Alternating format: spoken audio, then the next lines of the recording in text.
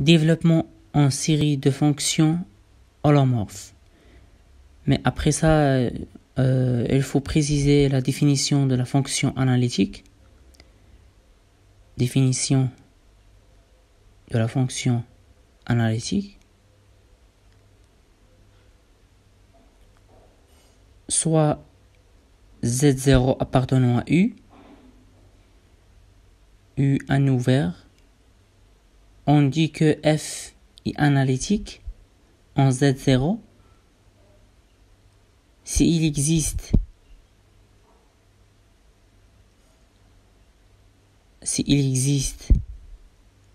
un nombre pitaire positif,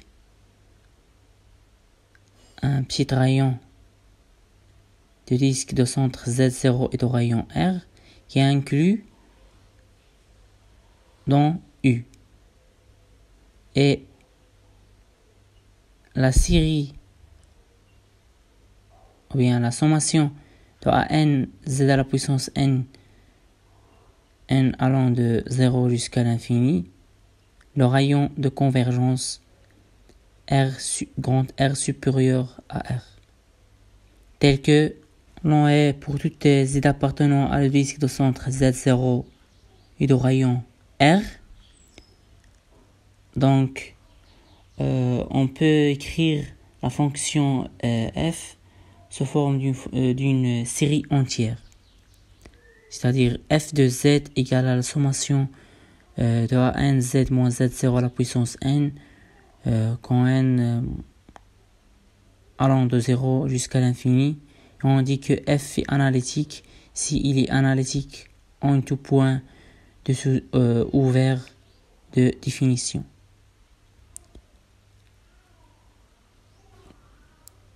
Tout point de son ouvert de définition.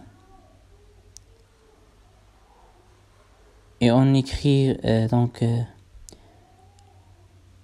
soit U un ensemble et je prends un disque de centre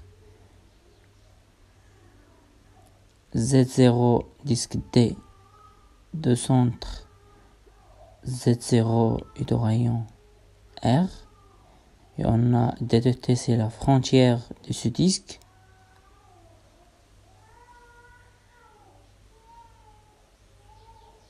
Donc on peut écrire la fonction f sous forme d'une série entière.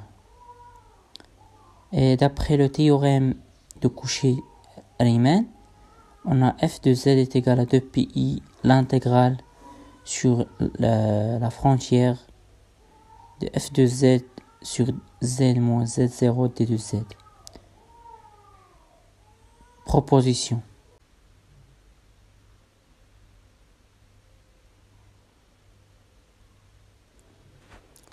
Toute fonction analytique ont un point Z0 et holomorphe en Z0.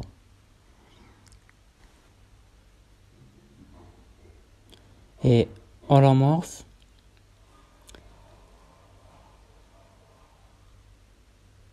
en Z0. En particulier, toute fonction analytique est holomorphe. Toute fonction analytique est holomorphe. C'est-à-dire que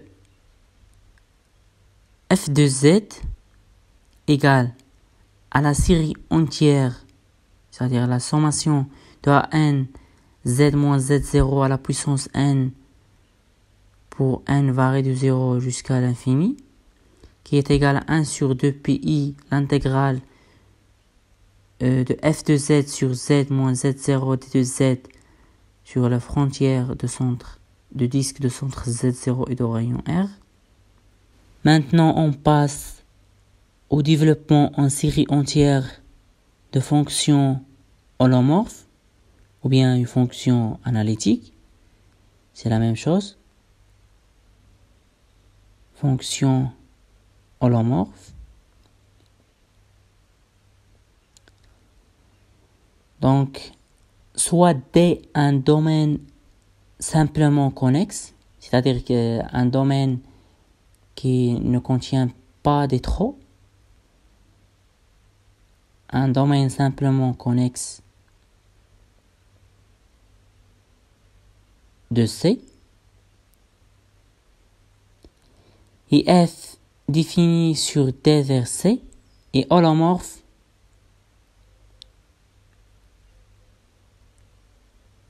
avec Z0 appartenant à D. Alors il existe un petit rayon strictement positif tel que le disque de centre Z0 est de rayon R inclus dans D, tel que f de Z est égal à la série entière et est égal à 1 sur 2 pi l'intégrale de f de Z sur Z moins A D de Z d'après le théorème de Cauchy-Riemann. Pour la preuve, donc, soit A appartenant à le disque de centre Z0 est de rayon R,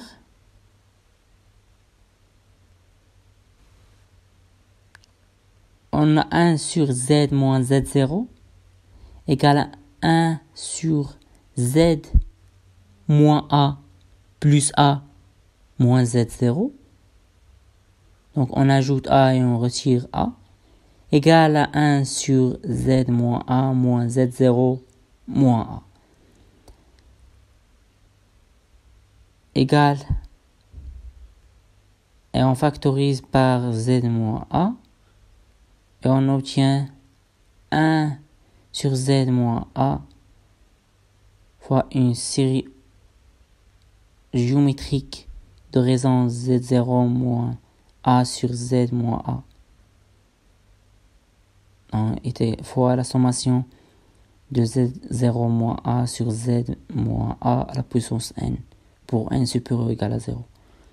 Donc je vous rappelle la définition d'une série géométrique d'horizon Q avec le module de Q inférieur à 1. Donc la sommation de Q à la puissance N est égale à 1 sur 1 moins Q pour Q, le module de Q inférieur à 1. Donc la même chose dans ce cas avec Z0 moins 1 sur Z moins A, le module inférieur à 1. Donc f de A est égal à 1 sur 2 pi l'intégrale de f de Z sur Z moins A D de Z qui est égal à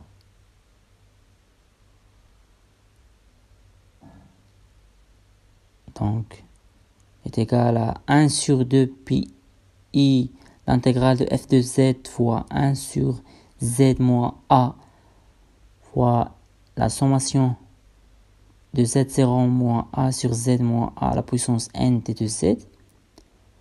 Donc on a la série géométrique qui est convergente. Donc on peut permuter la sommation et l'intégrale.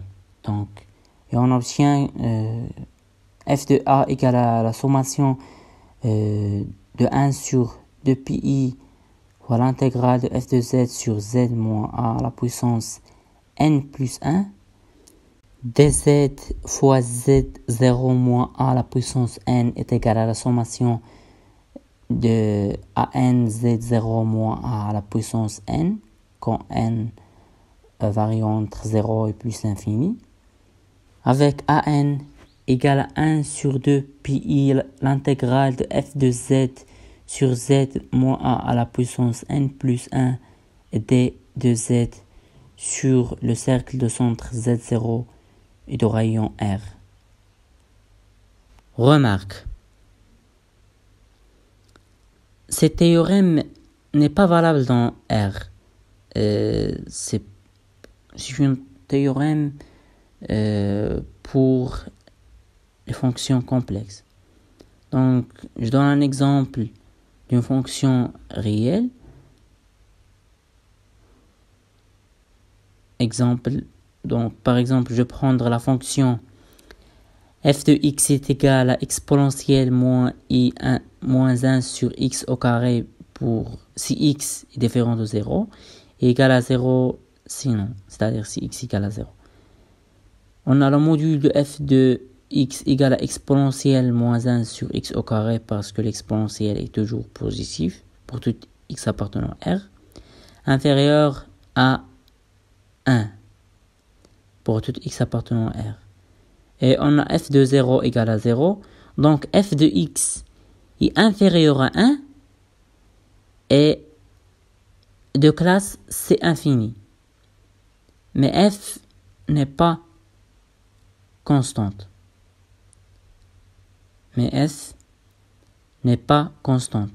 Donc ça un contre-exemple pour les fonctions réelles. Maintenant je propose un exercice d'application. Donc soit f de z égale à z sur z moins 1 fois z plus 1. Trouver les constantes a et b telles que f de z égale à a sur z moins 1 plus b sur z plus 2.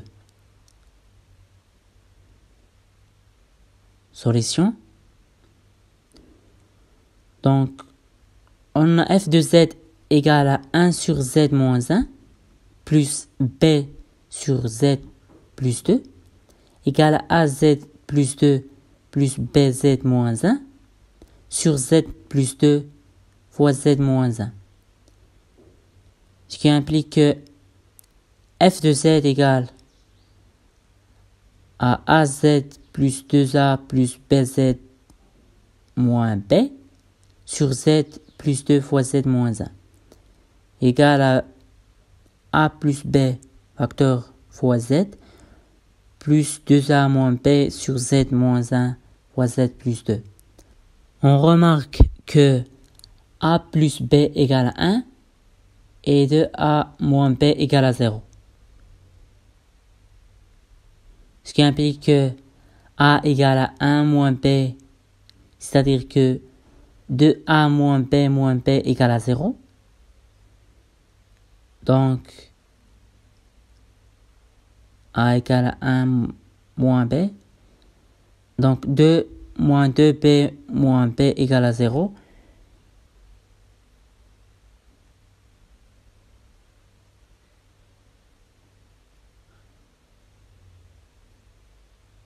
Ce qui implique que b égale à 2 sur 3. Donc, a égale à 1 moins 2 sur 3 égale à 3 moins 2 sur 3 égale à 1 sur 3. Et enfin, on trouve que a égale à 1 sur 3 et b est égal à 2 sur 3. C'est-à-dire que la fonction f de z égale à 1 sur f de z égale à 1 sur 3 z moins 1 plus 2 sur 3 z plus 2.